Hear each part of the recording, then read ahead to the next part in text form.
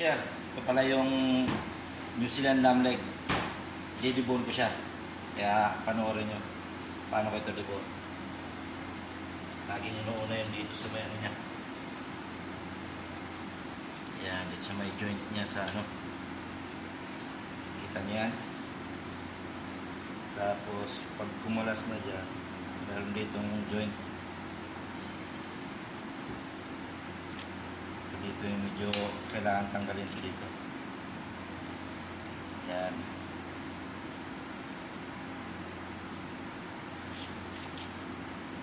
Kailangan sagad to the bone siya. Kita nyo yan mga kabutser.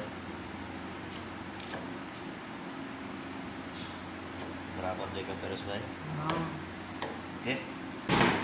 Nasusunod natin ito dito sa may parts ng shock niya. Yan. Tapos kasi didibon din itong shank.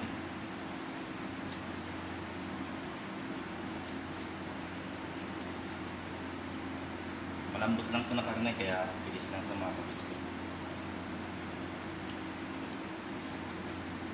Totally dibon siya mga kabutser.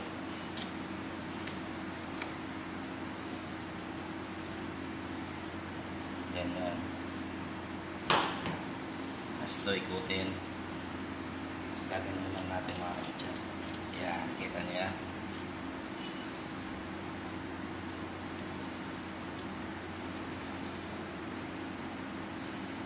Tanggalin natin ang taba niya sa gitna.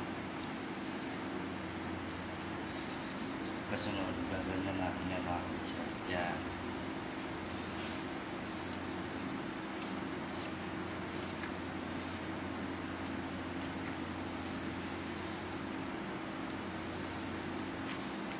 Kita niya kung paano bundes lahat yan.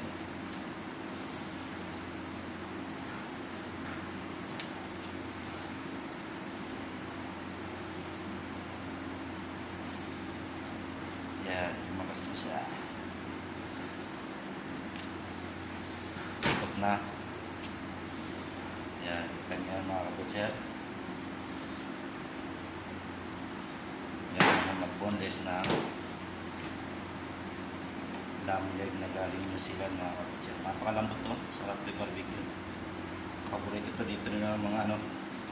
Bali ito yung buto niya. Kaya hanggang dito lang tayo mga kabutser. Okay?